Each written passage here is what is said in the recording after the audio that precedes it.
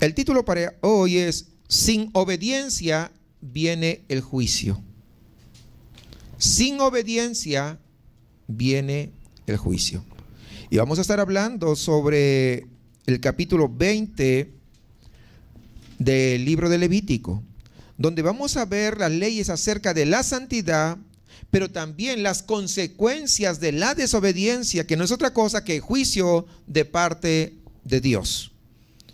Y hay que entender que cada decisión, hermanos, cada decisión siempre trae consecuencias. Y la decisión de pecar voluntariamente trae consecuencias, y no cualquiera, consecuencias severas.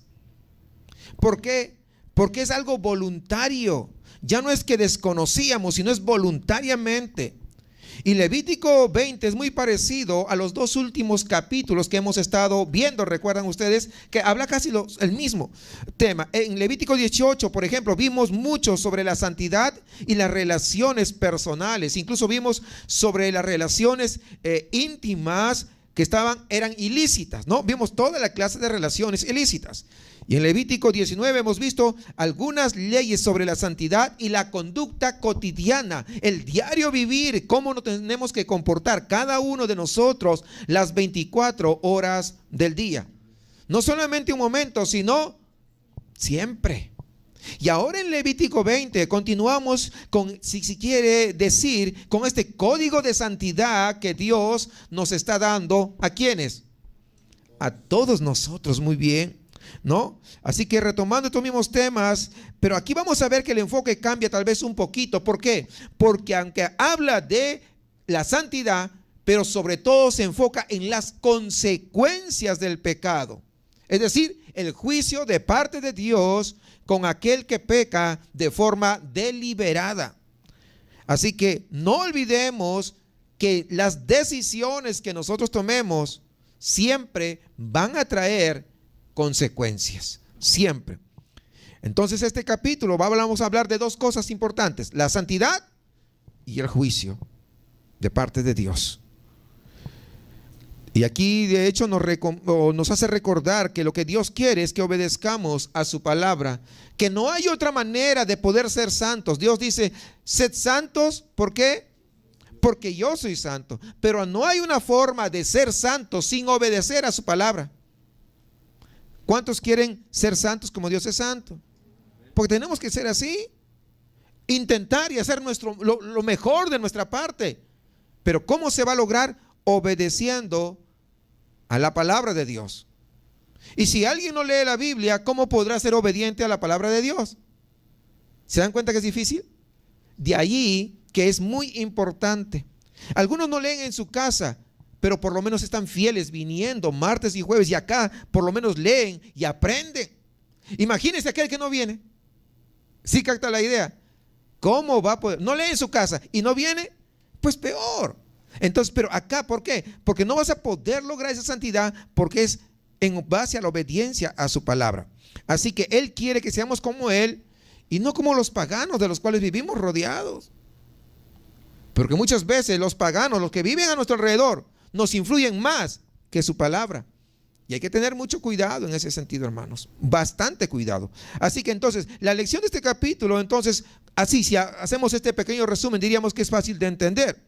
Si no obedecemos a Dios para poder ser santos, sufriremos las consecuencias de esa desobediencia. Así de directo tendríamos que decir, es el resumen de este capítulo 20.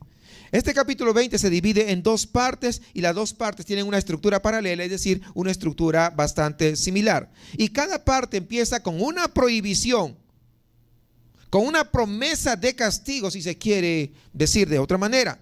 Y luego de esa advertencia, de esa prohibición, viene una exhortación a la santidad, una exhortación a la obediencia a su palabra. Y al final, siempre de cada parte, termina con un versículo de amonestación, como para decir: con esto no te olvides.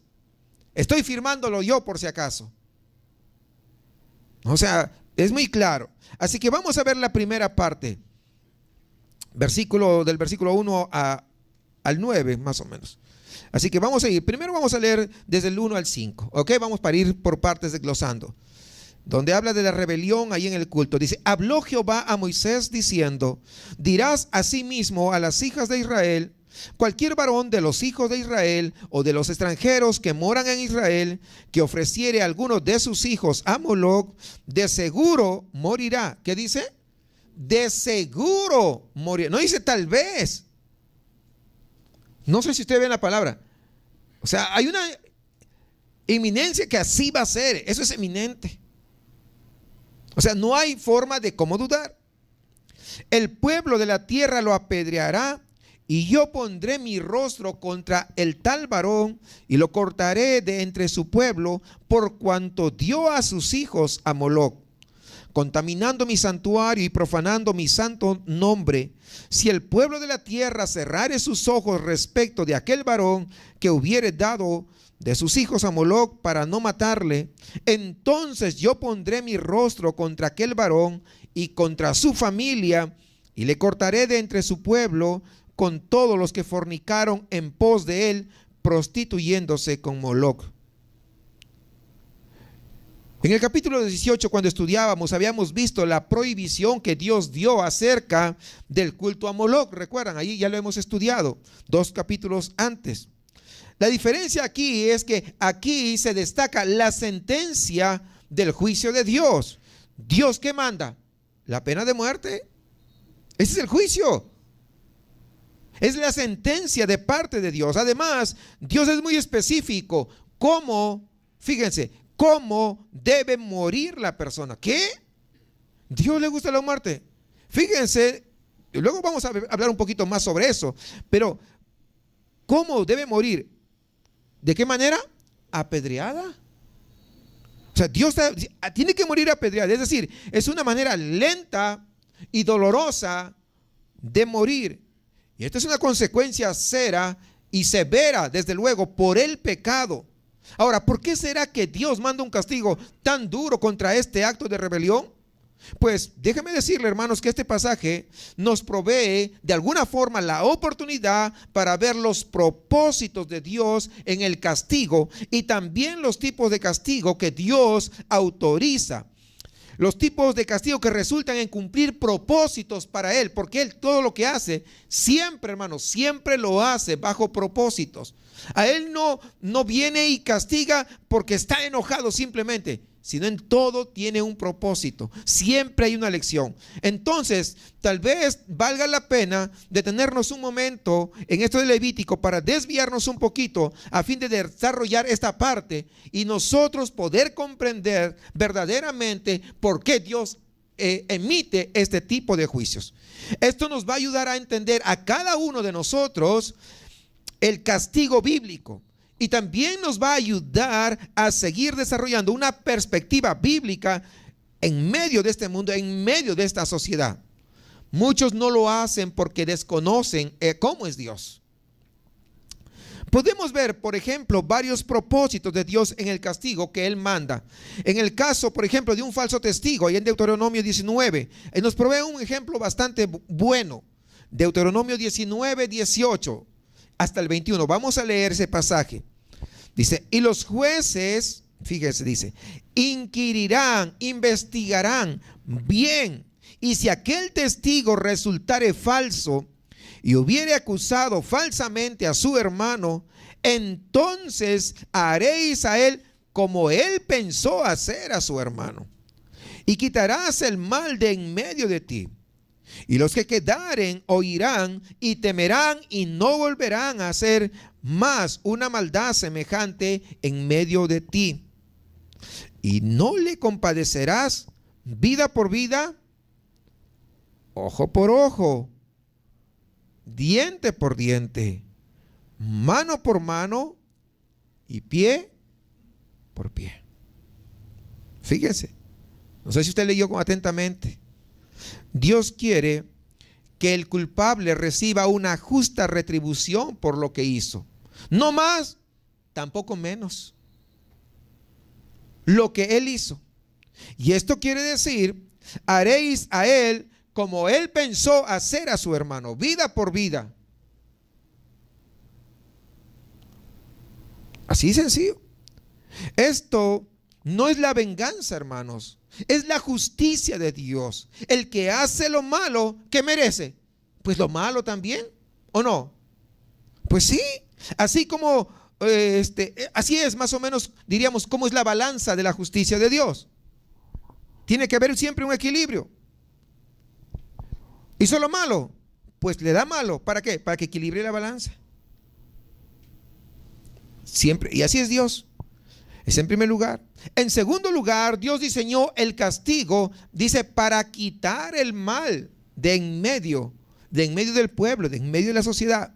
El mal aquí, hermano, no se refiere ni al acto ni al culpable, porque el acto ya se hizo. Eso no se puede quitar, ¿o sí? No se puede quitar.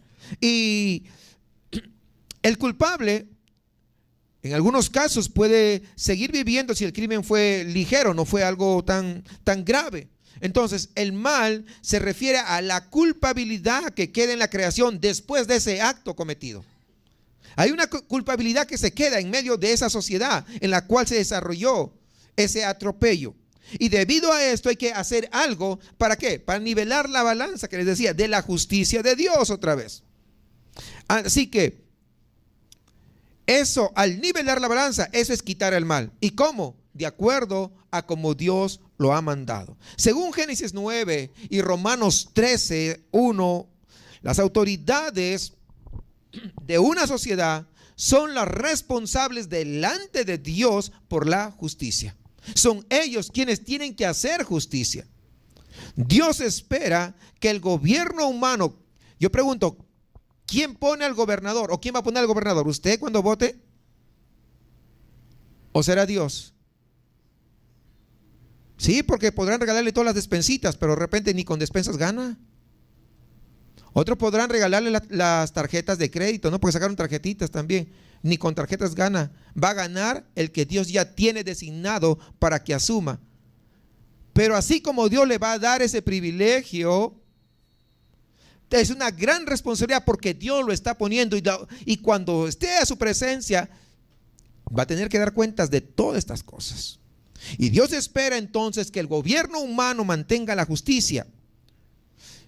Y hasta que las autoridades de este gobierno humano, humanamente hablando, ¿verdad? También tenemos autoridades, castiguen al malo por el mal que hizo, la culpabilidad siempre quedará sobre la tierra, es decir, en medio de la sociedad. Es la sociedad la que tiene que realizar el castigo. Pero yo pregunto, ¿se hace eso realmente? Pues no. ¿A alguien que mata, por qué no lo matan? Dígame. No lo matan, lo meten a la cárcel. ¿Y en la cárcel qué? Es una carga para usted y para mí. Pagamos impuestos. Es decir, lo felicitan todavía. Y de Aragán. ¿No es cierto? ¿Es cierto o no es cierto? Pues, ya, y una vez alguien me dijo, ay, pero qué malo que es usted. Y yo, no, ¿por qué? Pues si fue tan bueno para matar, porque, pues que lo maten. Dios es lo que dice. ¿No dice eso? Eso es lo que dice. Por eso dice en Deuteronomio, vida por vida. Tenían que ofrecer eso. En el caso de un muerto lo tuvieron que hacer para quitar la culpa de lo que se hizo. Dios es justo y por lo tanto requiere y exige ¿qué cosa? Justicia para poder quitar el mal. Eso es. Con cada injusticia se tiene que pagar. Si no, ¿quiénes son los culpables? Pues las autoridades, porque ellos son los representantes que Dios puso. Aunque ellos no sepan, aunque ellos no hayan leído la Biblia, ellos van a dar cuentas. ¿Por qué? Porque estaba en su poder, el poder hacerlo, el poder hacer justicia en los jueces, en los fiscales, en todos ellos. Los de la PGR, y ni que escuchen, porque si no, pues que lean la Biblia en todo caso, ¿verdad? ¿Sí o no? Claro. En tercer lugar, el castigo bíblico también sirve ¿para qué? Para motivar a otros a no hacer maldad. ¿Sí? Cuando leímos, ¿se dio cuenta? Es lo que quiere. No importa lo que dicen los psicólogos hoy en día, eso no interesa. La Biblia dice claramente y repetidamente que el castigo público disuade a los demás a violar la ley.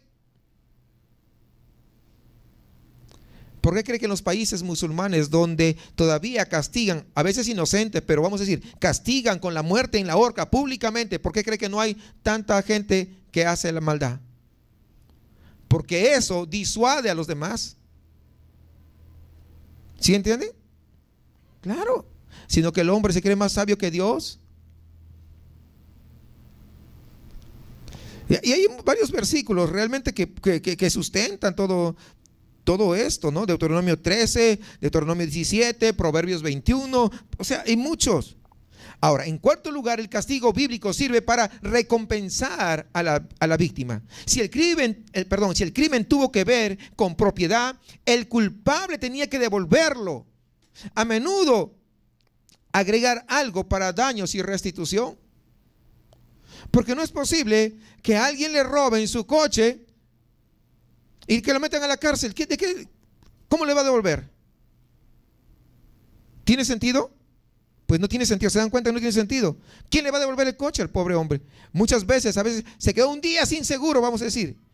Y es justo ese día. ¿Ha visto cosas así? Pues sí, pasa. ¿Se da cuenta que no hay justicia?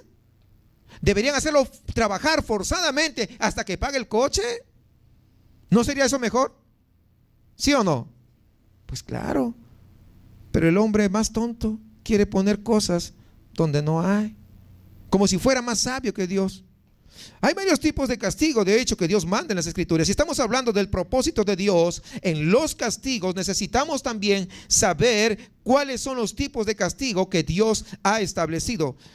¿Por qué serán estos tipos de castigo que Dios estableció? Pues para cumplir los propósitos que Él tiene. Por eso que Dios estableció castigos muy específicos. Y aquí en este punto es muy importante recordar que nuestra autoridad final es la Biblia. ¿Cuántos entienden eso? ¿Sí? Y si algo que siempre hemos creído no concuerda con lo que dice la Biblia, nosotros tenemos que cambiar por lo que dice ahora la palabra del Señor, porque éramos nosotros los que estábamos equivocados, porque la Biblia jamás se equivoca. ¿Entendemos eso? Claro. La Biblia menciona 4 tipos principales de castigo que Dios ha establecido. Primero, la pena de muerte. No, es que ahora somos más humanos. ¿Qué más humanos? Imagínense. Dios estableció la pena de muerte antes de la ley de Moisés. Dice Génesis 9, 5 y 6, fíjese. Porque ciertamente demandaré la sangre de vuestras vidas, de mano de todo animal la demandaré, y de mano del hombre, de mano del varón, su hermano, demandaré la vida del hombre. El que derramare sangre de hombre, por el hombre su sangre será derramada. ¿Qué es? Vida por vida. Porque a imagen de Dios es hecho el hombre. Ahí está, bien claro. También en la ley de Dios mandó la muerte por varios crímenes, como estamos viendo aquí en Levítico 20. Aún después de la ley, bajo el Nuevo Testamento, la Biblia apoya la pena de muerte, aunque el hombre diga que lo contrario, pero la Biblia dice que sí. Romanos 13, del 1 al 5, menciona la espada que las autoridades llevan para castigar al que hace lo malo. ¿Qué es la espada? Pues la muerte, hermanos, tiene que ver con eso. Es una referencia acá al pasaje de Génesis 9 que acabamos de ver. Pablo se sometió, hermanos, incluso sin ninguna queja, a la pena de muerte. ¿Sí o no? Hechos 25, 11. No dijo, ay, qué inhumanos que son. No, él se sometió. Lógicamente que lo hizo por otras razones, pero se sometió. Es más, si esto no es suficiente, tenemos que recordar a Jesucristo mismo, nuestro Rey y Señor, nuestro Salvador. Él se sometió a la pena de muerte por nosotros, ¿sí o no? Pues entonces, ¿se dan cuenta? Dios estableció eso. Bíblicamente, ojo, bíblicamente es injusto no matar al que merece la muerte. Eso es injusticia. Eso es algo injusto. No matar al que merece la muerte. Y la sociedad que no exige la pena de muerte es la sociedad que no puede quitar el mal de en medio de ella. Por eso, ¿cómo estamos?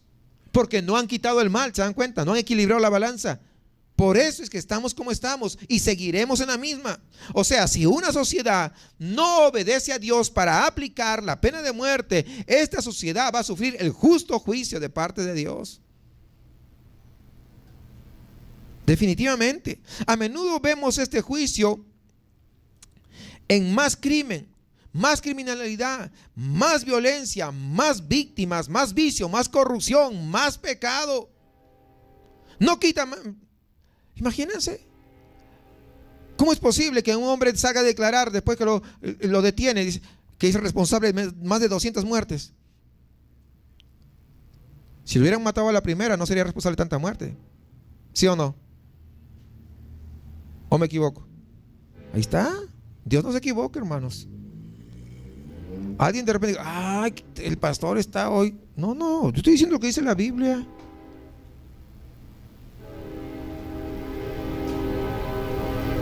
No, pero los psicólogos no dicen que ahora nosotros hemos cambiado, hemos evolucionado y ahora pues nuestro pensamiento es diferente, tenemos que ser más humanos. Claro, hay que destacar a los que no son humanos, pues. ¿Y qué dirán los abogados? Mejor no hablamos porque me vayan a... Pues los abogados también defienden lo indefendible. ¿O no? Pues sí, mientras haya lana. Así es. ¿A poco no? Pero todos ellos un día estarán frente a frente ante el Creador. Frente a frente, dando cuentas de todas sus acciones. Todos, ni uno se va a salvar. Ni uno. Porque es lo que dice Apocalipsis. Y no me quiero desviar más, así que sigamos acá. En segundo lugar, la pena debe cortar al culpable del pueblo. Como hemos visto antes aquí en Levítico, esto se refiere a cortar a alguien del pueblo de Israel, el pueblo escogido de Dios, y que es la fuente de la salvación, de donde proviene la salvación. Así es decir, la persona cortada del pueblo es la que lleva su iniquidad, porque no puede participar nunca más en el culto de las ofrendas, en el culto de los sacrificios por los pecados. ¿Qué significa eso? Que él ya no tiene perdón, es sacado fuera. No hay un castigo parecido en nuestras sociedades el día de hoy, desde luego. No se parece. No busquemos un paralelo. En tercer lugar, ¿qué más hay? ¿Qué otro tipo de castigo? El castigo corporal. Deuteronomio 25:1 al 3. Si hubiere pleito entre algunos y acudieren al tribunal para que los jueces los juzguen, estos absolverán al justo y condenarán al culpable. Y si el delincuente mereciere ser azotado, entonces el juez le hará echar en tierra y le hará azotar en su presencia, según su delito será el número de azotes. Se podrá dar 40 azotes, no más. No sea que si lo hiriere con muchos azotes, más que esto se sienta tu hermano envilecido delante de tus ojos. Es decir, lo que tiene que aprender es la lección. Y va a ser delante y pública.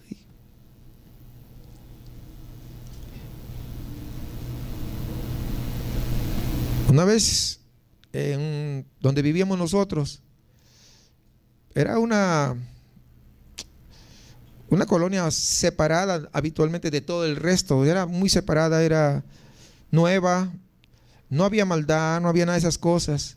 Cuando en un día comenzaron a robarse, porque pues atrás, en la parte de atrás, tendían toda la ropa, pues sí, no tenían ni cuidado, lo tendían como cualquier cosa, y eran vecinos y no había robos, no había nada. Y un día comenzaron a desaparecerse las camisas, toda la ropa. Él dice, oye, ¿y la ropa dónde está? Y así. Pero como todos eran muy unidos, estuvieron a la expectativa.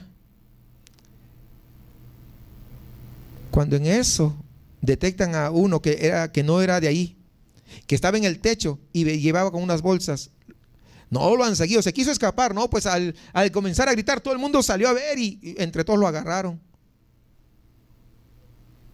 ¿Y qué cree? Le quitaron la ropa y lo azotaron públicamente y lo pasearon toda la colonia ahí, semidesnudo. Y así a latigazos. Pidiendo, y hay un cartel bien grande, dice, yo soy el que robaba la ropa ahí. Y tenía que ir cargando.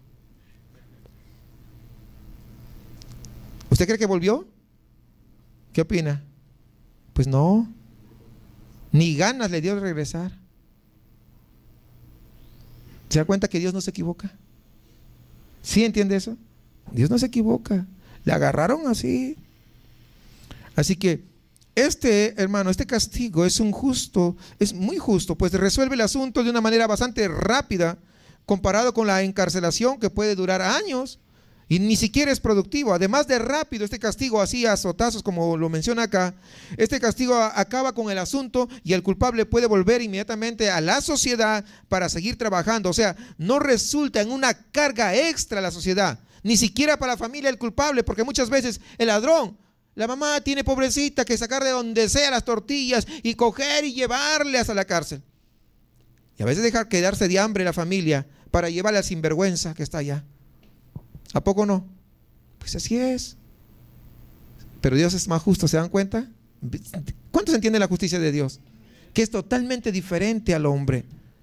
O sea, también ese tipo de castigo corporal es doloroso y es público, pero ¿sabe qué? Disuade al criminal, pero también aquel que está con las ganas de querer hacer lo mismo.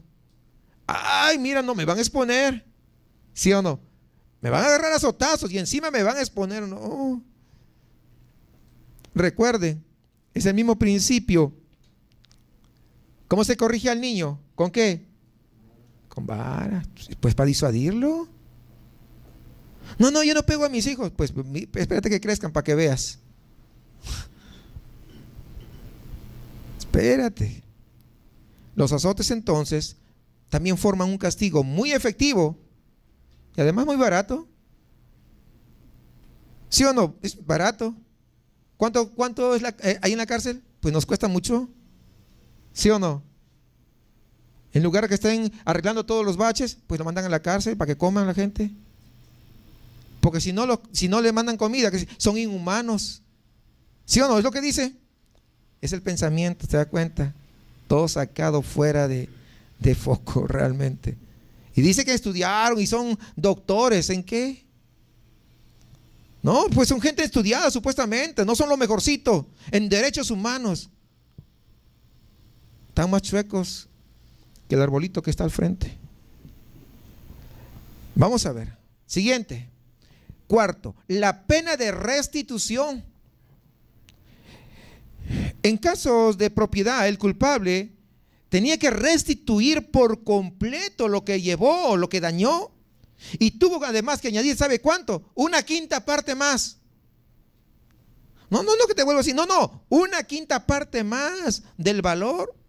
Si no tenía cómo pagar toda la restitución, ¿sabe qué? Se tuvo que vender como esclavo para pagarlo con su trabajo.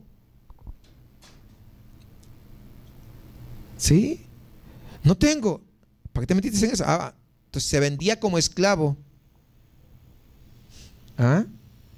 Para pagar con su trabajo. Dice en Éxodo 22, dice 22:3, el ladrón hará completa restitución. Si no tuviere con qué, será vendido por su hurto. Ahí está. Dios es sabio. ¿Sí? Ahí está la sabiduría de Dios. Levítico 25:39 dice, el culpable servirá hasta que pagara lo que debía o hasta 6 años, pero no más de 6 o hasta el año del jubileo, cual sea primero. Porque recuerden que el año del jubileo, el 7º año, se daba libertad a los esclavos. Entonces, cual sea primero, ¿verdad? Entonces, imagínense. Éxodo 21:1 y 2 dice, estas son las leyes que les propondrás. Si comprares siervo hebreo 6 años servirá, más el 7º saldrá libre de balde. Pues no va a servir esclavo toda su vida tampoco, ¿no? O sea, Dios, miren, toda la justicia de Dios, qué extraordinaria, qué sabiduría, hermanos. No sé, ¿cuántos se quedan asombrados de la sabiduría de Dios? ¿Nadie? Yo sí. ¿Cuántos se quedan asombrados de esa sabiduría? Tan asombrados que, impresionados, yo creo que están, pues sí, de verdad. Aquí hay que entender, hermanos, que la esclavitud de Israel no era nada que ver con la esclavitud moderna, con, por ejemplo, los africanos que traían acá a América. No, nada que ver, era diferente. Muy diferente. Fíjense, Levítico 25:39 dice: y cuando tu hermano empobreciere estando contigo y se vendiere a ti, no le harás servir como esclavo, como criado, como extranjero estará contigo hasta el año del jubileo te servirá. Es decir, en Israel la esclavitud, ¿saben qué? Era como un sistema de bienestar social para aquellos que eran pobres en extremo. Ellos trabajaban para un patrón y el patrón les daba lo necesario para poder comerse, para poder vestirse, ¿verdad? Para poder vivir. Y entonces, y también ahorraba. Y el séptimo año se liberaba, pero ya tenía sus ahorritos y ya podía vivir bien. Entonces no había eso que, ay, es que no consigo trabajo. Pues véndete.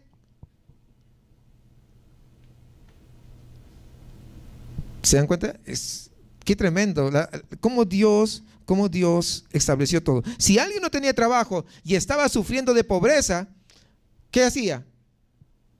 Pues se vendía como esclavo, ¿no? Por 6 años o hasta el año del jubileo, lo que era primero. Y así era productivo en la sociedad y no era una carga para los demás. Sí, vemos la sabiduría. ¡Qué tremenda!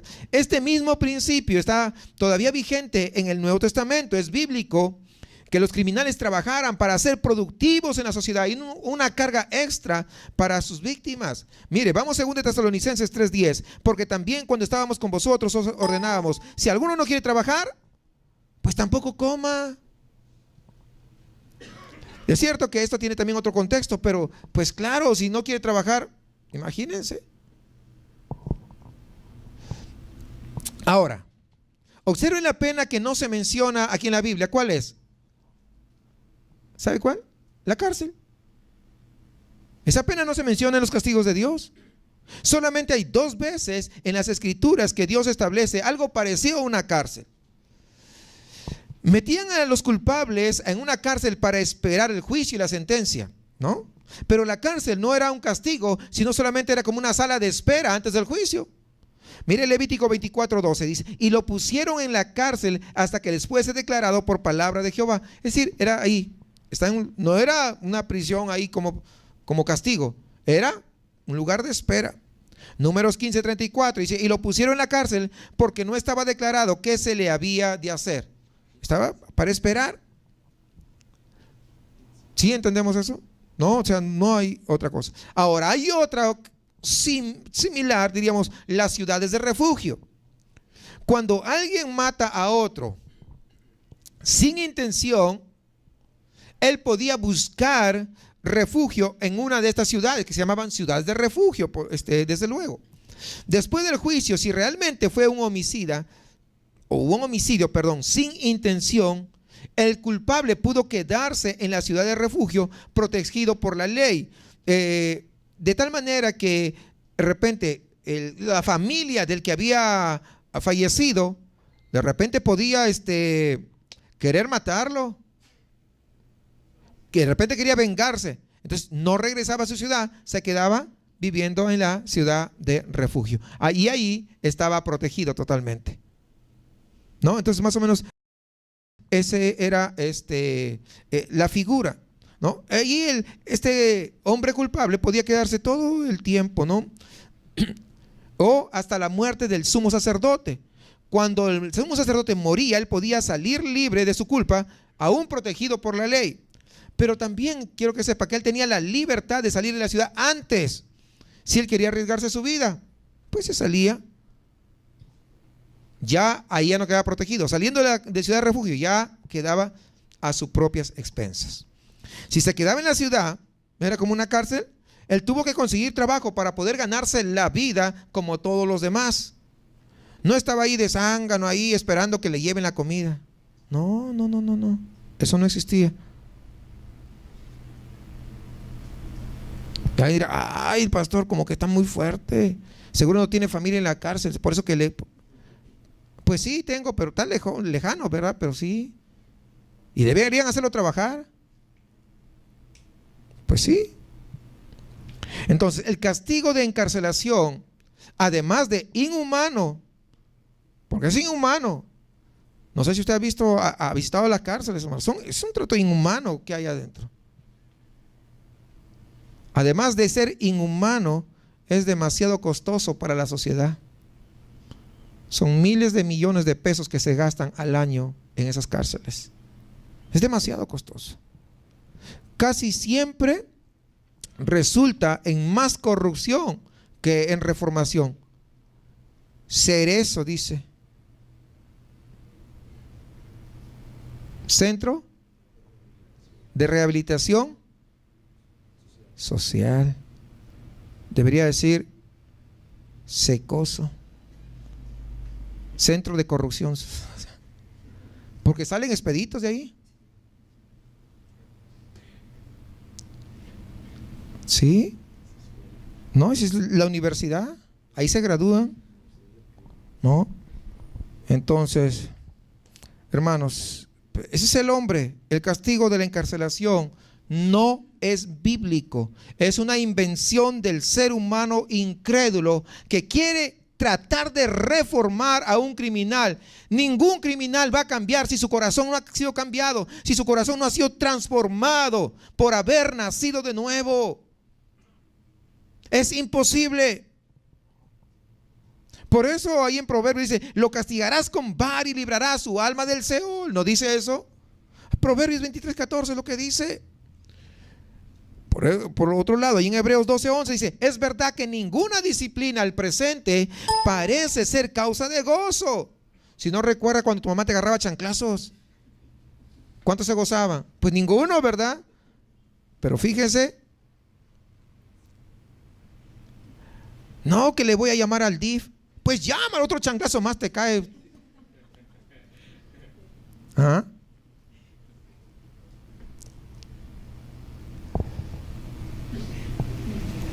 Ninguna disciplina al parecer parece ser causa de gozo, sino de tristeza. Pero después da fruto apacible de justicia a los que en ella han sido ejercitados. No es en el momento, es después. Por eso que usted es un hombre o una mujer para bien, de bien. Que no es una carga a la sociedad, ¿no? Así que, recordando, Dios juzga el culto a Moloc. Y eso es algo digno ¿de qué? De muerte. Ya lo dice el Señor. Además, fíjese bien que en el versículo 4 y 5 exige el mismo castigo para quienes, para los que cierran sus ojos, para los que se hacen los locos, que se hicieron los oxisos. Pero ¿quién puede contra Dios? Nadie. Si un miembro de la familia o un amigo o una persona que se entera que alguien está adorando a Moloc y no dice nada, Dios exige la pena de muerte también para ellos. Fíjese.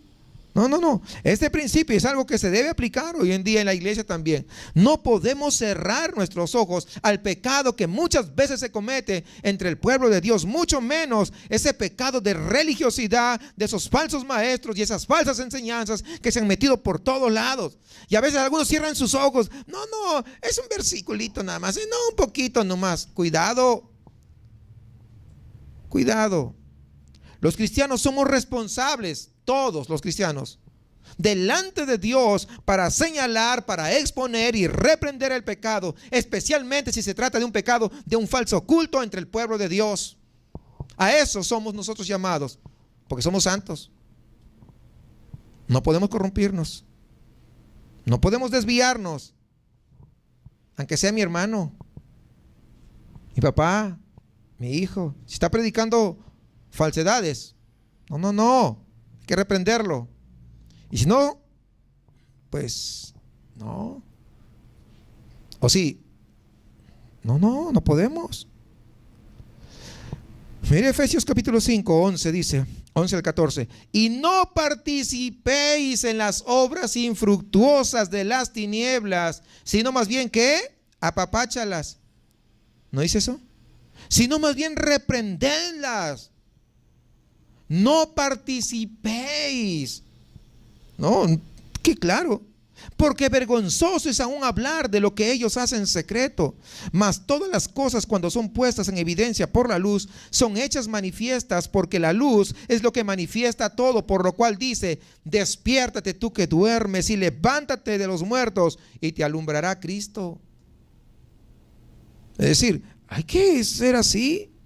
El que cierra sus ojos y no lo hace, no reprende, se queda callado, porque de repente pues es un viejo amigo de infancia tal vez, no sé, el que cierra sus ojos y no lo hace va a llevar la culpabilidad, tendrá que rendirle cuentas a Dios, tendrá que rendirle cuentas a Dios en el tribunal de Cristo por esa rebelión ante ese culto falso. O sea, ante ese culto santo que debió ser santo, pero fue reemplazado por un falso y no dijo nada. Sigamos ahí en el versículo 6 de Levítico. Y la persona que tendiere a encantadores o adivinos para prostituirse tras de ellos, yo pondré mi rostro contra la tal persona y la cortaré de entre su pueblo. Dios prohíbe a su pueblo ir a otros consejeros, a otras fuentes de comunicación espiritual. Él es nuestro consejero. Él es el que se comunica con su pueblo. ¿Cómo? Por medio de su palabra. ¿Qué más queremos? El judío que iba a otra fuente de revelación sobrenatural fue cortado de su pueblo, cortado de la salvación que Dios proveyó por medio de Israel. Cuidado, es una advertencia seria. Hermanos, otra vez vemos aquí que cada decisión que nosotros tomamos siempre traerá consecuencias. El que busca esa comunicación espiritual fuera de la revelación de Dios va a sufrir consecuencias en esa decisión que está tomando. Hay que tener cuidado. A veces no se sabe esperar, pero es mejor saber esperar en el Señor. Muchísimo mejor. Y la exhortación, sigue esto, versículo 7, sigamos versículos 7 y 8. Santificaos pues y sed santos, porque yo Jehová soy vuestro Dios, y guardad mis estatutos y ponedlos por obra, yo Jehová os santifico. Obviamente esto es lo que Dios quiere. En vez de rebelión, lo que Dios quiere es la sumisión, es la obediencia a su palabra para que su pueblo sea santo. Observe que la santidad, una obra que Dios hace en uno, es el fruto de una vida ¿de qué? De obediencia, es el fruto de poner por obra lo que Dios dice. No solamente oír, sino obedecer. Entonces, si usted quiere ser santo, si yo quiero ser santo como Dios, si queremos conformarnos a la imagen de Cristo como buenos discípulos de Él, y llegar a ser como nuestro maestro, ¿qué tenemos que hacer? Pues obedecer. Dios produce la santidad cuando lee la Biblia, pero sobre todo cuando lo obedeces a eso que tú estás leyendo. ¿Está claro? Versículo 9, sigamos ahí. La amonestación final sobre esta primera parte. Todo hombre que maldijere a su padre o a su madre, de cierto morirá. A su padre o a su madre maldijo, su sangre será sobre él. Maldecir a su padre o a su madre es lo opuesto a honrarlos. Recuerda que es el quinto mandamiento de Dios. Dios dice que el que maldice a sus padres es digno ¿de qué? De muerte. En parte este castigo sirve ¿para qué? Para mantener la unidad en la estructura familiar, que es la estructura esencial de la sociedad. Porque las familias son el centro de toda la sociedad. Buenas familias constituyen sociedades buenas. Malas familias o familias disfuncionales, pues sociedades disfuncionales. Es lo que pasa el día de hoy. Entonces, los hijos no se rebelaban. ¿Por qué? Porque sabían las consecuencias. Por lo menos se rebeló a uno, le vino el castigo. Y todos los hijos vieron, no, entonces me someto a mi papá. Voy a honrar a mi mamá. Pero ahora los hijos quieren hacer lo que quieren y quieren trapear hasta con la cabeza de la mamá. Y si no, se molestan y se enojan y se hacen lo que...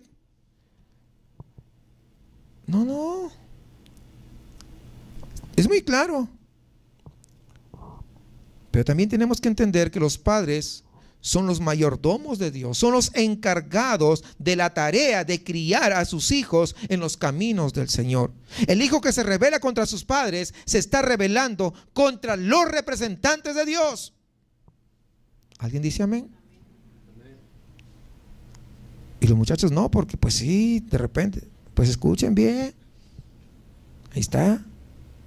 El hijo que se rebela contra sus padres, entonces se está rebelando contra el representante de Dios. Métaselo eso en la cabeza. No se olvide. Y otra vez vemos que las decisiones que tomamos siempre traerán ¿qué? Consecuencias. El hijo rebelde es digno de muerte. Merece la pena de muerte. Una consecuencia severa, hermanos. Muy severa, desde luego. Lo que Dios quiere en vez de la rebelión es la santidad que nace de una vida de sumisión y obediencia a su palabra. Una vida santa, una vida saludable, una vida que honre y glorifique el nombre de Dios.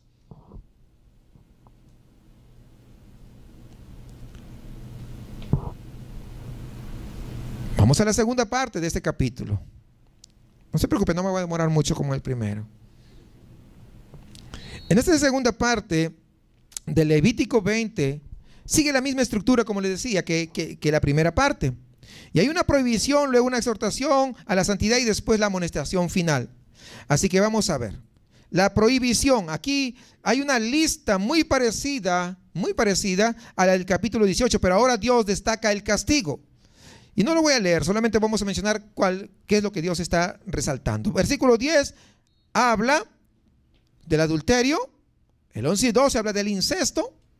En el 11, su madre o su madrastra. Y en el 12 habla de su nuera. Versículo 13 de la homosexualidad. Versículo 14 de la poligamia, tomar a una madre y a su hija. Versículo 15 y 16 habla de la bestialidad. Versículo 15, el hombre que comete la bestialidad. Versículo 16, la mujer que comete la bestialidad. O sea, todo eso. Ahora sabemos por qué Dios a veces mandaba a los israelitas a matar a los adultos, a los niños y aún hasta a los animales, porque se habían corrompido también. ¿Sí captan la idea? Dice Josué 6:21. Y destruyeron a filo de espada todo lo que en la ciudad había, hombres y mujeres, jóvenes y viejos, hasta los bueyes, las ovejas y los asnos. Por lo que acabamos de leer. Ahí está, muy claro. Sigamos entonces. Versículo 17 habla sobre el incesto con su hermana. Versículo 18 habla de la inmundicia con la mujer menstruosa, tener relaciones íntimas. Habla del incesto. Versículo 19, con su tía natural. Versículo 20, con su tía por matrimonio. 21, habla de la inmundicia con la cuñada. Fíjese en el castigo por este tipo de conducta: adulterio, fornicación, homosexualidad, todo.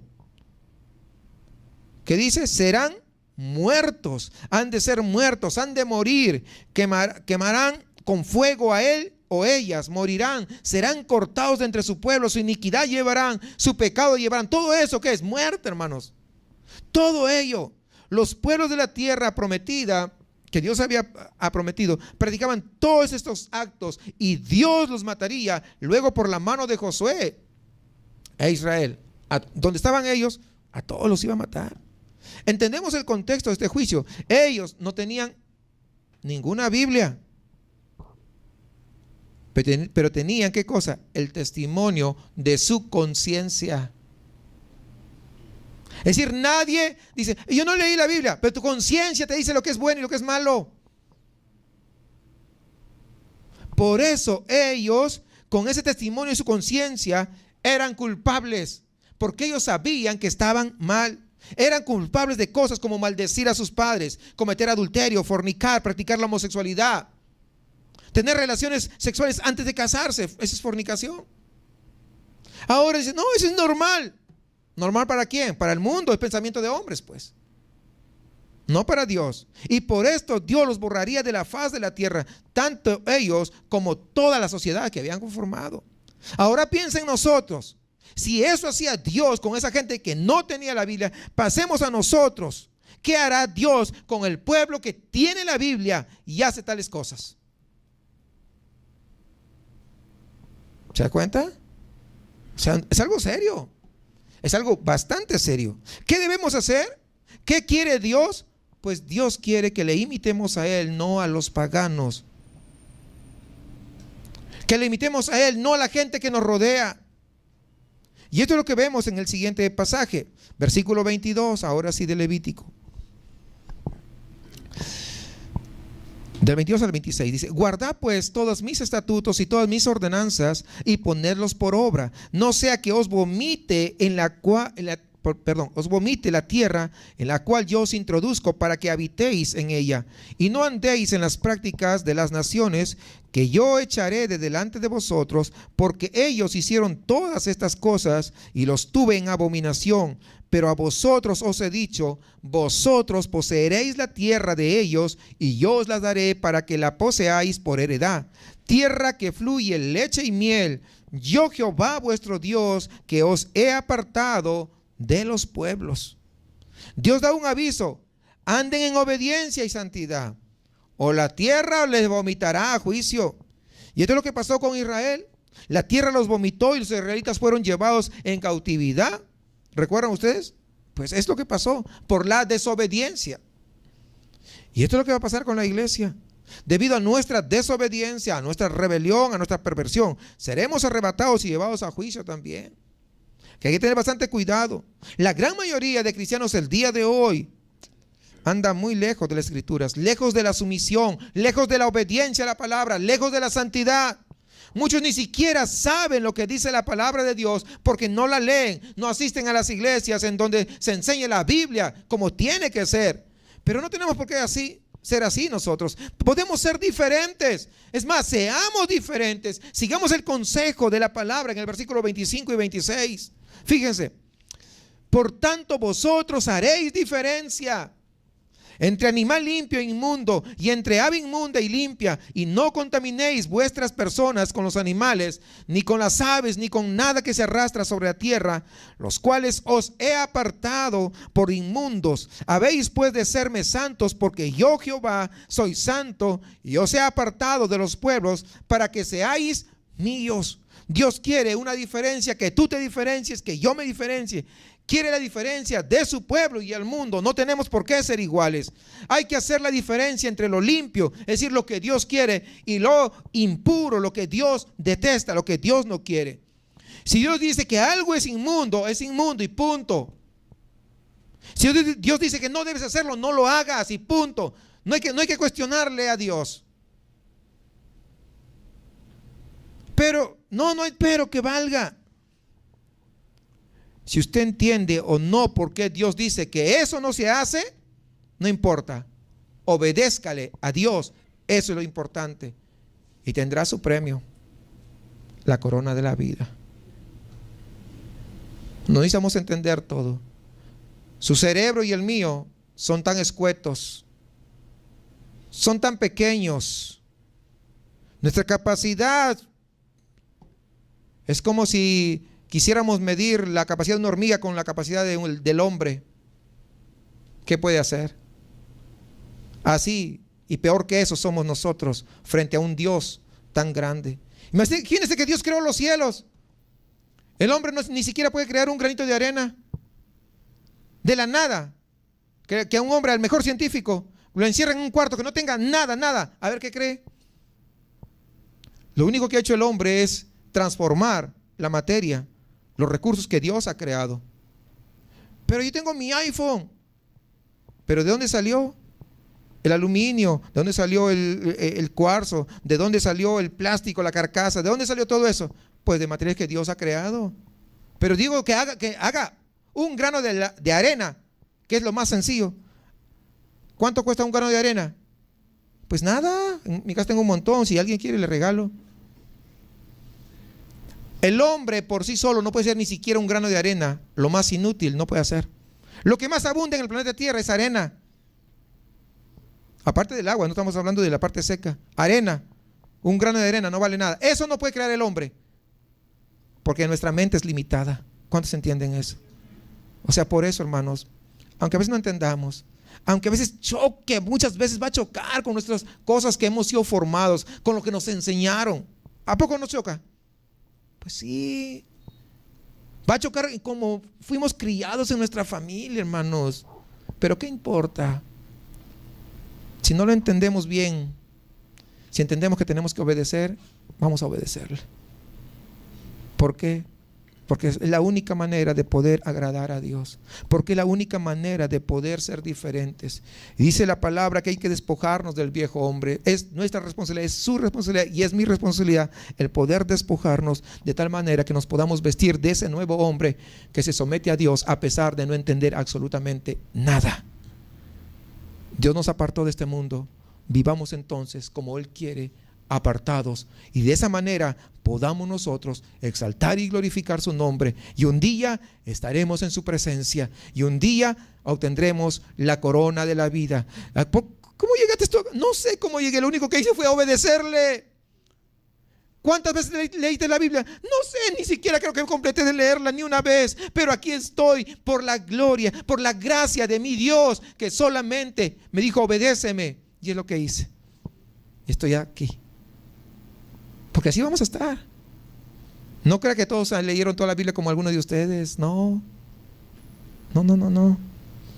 Pero si somos obedientes, estaremos en la presencia del Señor. Seamos diferentes, porque es lo que Dios nos manda finalmente. Sean diferentes. Y al ser diferentes, estaremos glorificando. ¿Para qué imitar al mundo si ya tiene demasiados imitadores? Mejor imitemos a aquel que dio su vida en la cruz del Calvario.